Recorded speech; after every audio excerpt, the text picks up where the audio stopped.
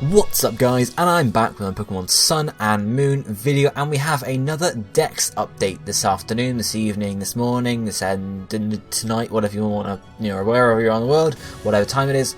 Another Sun and Moon video, another Dex update. If you haven't watched these videos before, basically what I'm doing is going over all of the revealed Pokemon, forms, etc. so far, so we can get an overall picture of what we've got basically in terms of new Pokemon, new characters, I suppose, not necessarily characters, but new stuff.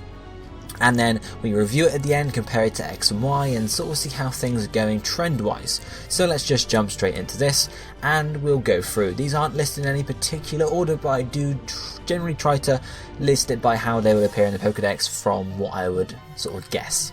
So first up, obviously we have the Grass Starter Evolution line, along with the other Starter Evolution line in a second. And of course we have now Dartrix revealed recently, so we have Rowlet, Dartrix, and whatever the final evolution of that line might be called. Followed of course by the Fire Starter line, which is Litten and Torracat so far, and then obviously the last evolution of that.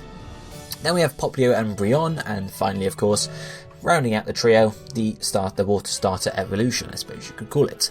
After that, other Pokemon we've had revealed so far, we have Pikipek, which is basically the bird for the region, as well as we assume 2 evolutions for it, because most lines do go that. The only region or generations I can think that didn't do that was Generation 3 with Taillow and Swellow, which is simply a 2 evolution line, but Pikipek to me looks like a Pokemon that would evolve twice.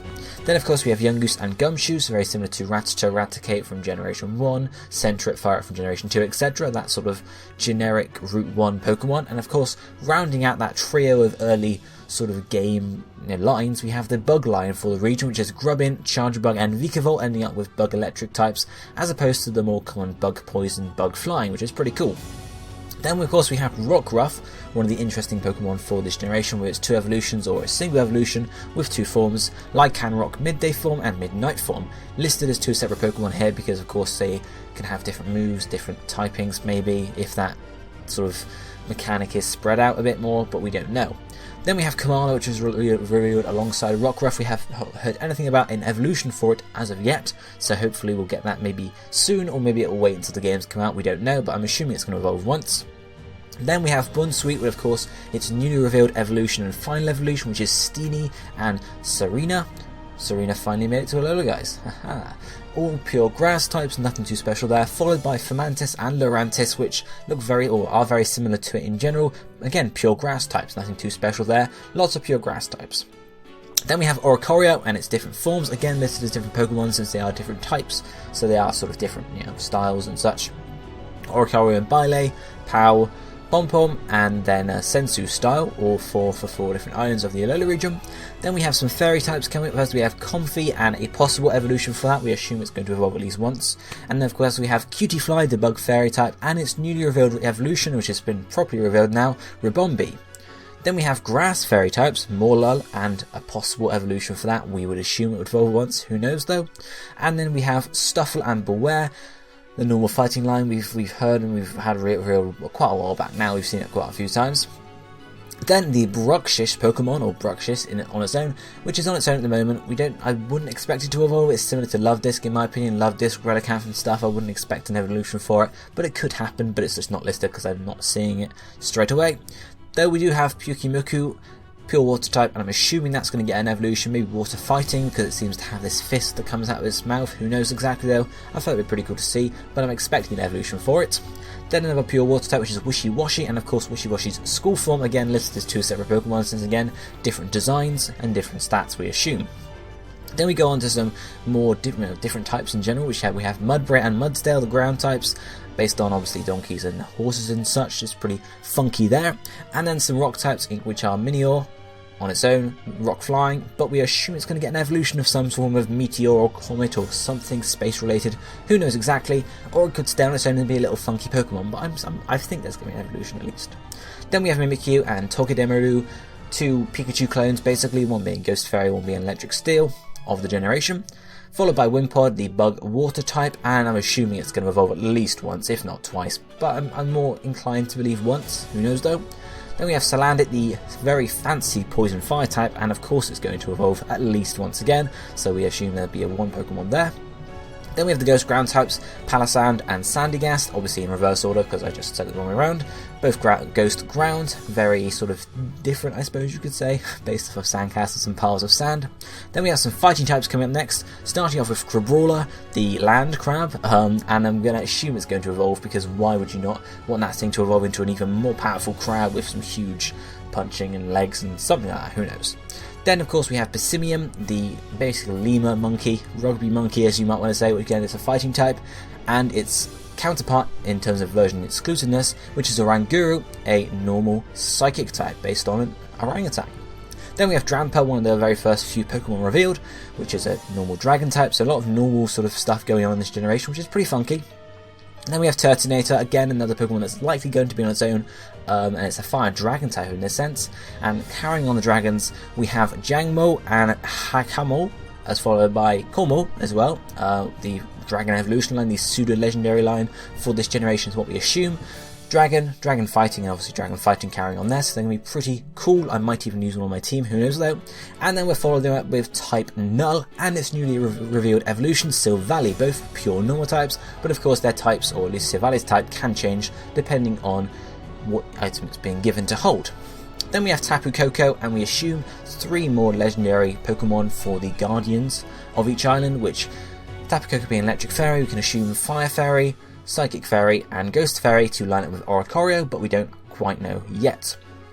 Then we have Solgaleo and Lunala, the 2 version legendaries basically, Psychic Steel and Psychic Ghost, followed by Marshadow, trademarked Pokemon, the last of the trio we assume, we don't know anything about it, the Dark Fire typing there is just a placeholder. And then finally we have Magina, obviously the first revealed Generation 6 Pokemon, the Steel Fairy type. But of course that's not where we end up. We have some Alolan forms to go over because they pretty much are new Pokemon. First up we have Rattata and Raticate, the dark normal types, so very, basically black rather than purple, and whatever colour Raticate is, like cream, who knows. Then we have Raichu, Alolan Raichu, getting the psychic type, surfing around like a badass.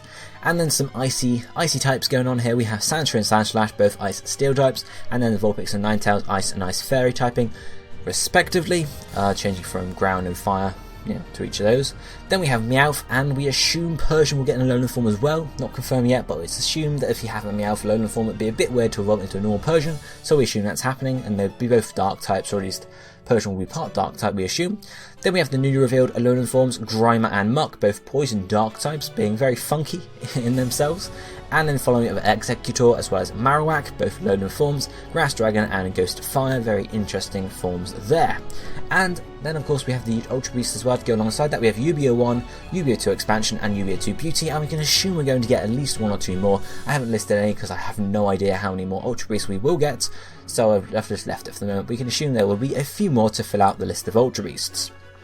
But that's not where we finish the video, because, as I mentioned previously in a few of my videos, there is always the possibility that the starters could have a split evolution line very similar to Rockruff, where they have one final evolution that has a different form depending on what game it evolved in which case, of course, you'd have 2 of that evolution basically, possibly different typings, different moves, etc. So you could even swap out this grid and throw in this second one, where we assume they'll get each starter is going to get 2 final evolutions, and we get even more Pokemon then. You can see the grid fill out even more. Basically, it would be really cool and really funky if that did actually happen. You could get, like a Rowlet final evolution that was grass flying and flying around and shooting arrows from its bow or its wing, and then you could have a Griffin like Rowlet, which is possibly pure grass or grass ground type, which is more on 4 feet, moving around, a bit bulkier than the other one. Pretty cool. Maybe it will happen, maybe it won't, but we are still in for a treat with this game anyway, or these games I should say. So comparing it to Pokemon X and Y. Now the thing I've done for this, as I've done previously, I've taken the current date and I've looked at the release dates of X and Y compared to Sun and Moon, because obviously X and Y did release about a month before Sun and Moon relative to their year. So we shift the dates from there and we look at how many Pokemon will reveal for X and Y at that point in its release cycle compared to the Sun and Moon. So X and Y was released on October 12th, 2013, Sun and Moon are being released on November 18th, so about a month as I've said. So the equivalent date for X and Y is to today, which is about 35 days, I think, before release, so about a month away from the release. The equivalent date for X and Y is September the 7th. So we're looking, what I've gone did it. I went back through, looked at everything on all the new Pokemon and such that was revealed up to September 7th, and would compare it against Sun and Moon. So X and Y, at the point there, September 7th, there were 33 new Pokemon revealed, as well as 10 Mega Evolutions, because of course you have to remember, Mega Evolutions were coming out as part of that release sort of cycle there. That gives you 27 evolution lines in total, because of course, we had all of the Scatterbug, Spupa, Vivillon, and obviously stuff like that. And predicted from those 33 new Pokemon, as in filling out what we've done basically here, 64 predicted total, that's including Mega Evolutions, so 54/64 predicted total in terms of Pokemon Mega Evolutions. How does Sun and Moon compare? Well, as of today we've had 53/58 new Pokemon revealed. 58 is including Oricorio and Rockruff and Wishy-Washy as school form and such as an extra Pokemon. So 53, at least 53, 58 if you count as an extra Pokemon. 12 Alolan forms as well, and then 3 Ultra Beasts to go along with it. Whether or not they're similar to Pokemon we don't know quite yet, but they still count as new characters.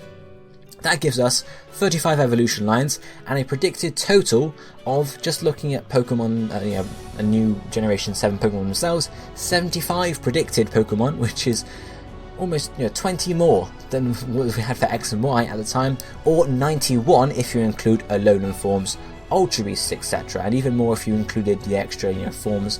If you were to, if the starter evolutions were to have 2 forms each, that's an extra 3 there, loads more. So 91 predicted as opposed to 64 predicted is a big change. That's 30 extra Pokemon. So this would suggest that possibly we're going to get more, in the Generation 7 Dex in terms of Alolan forms as well.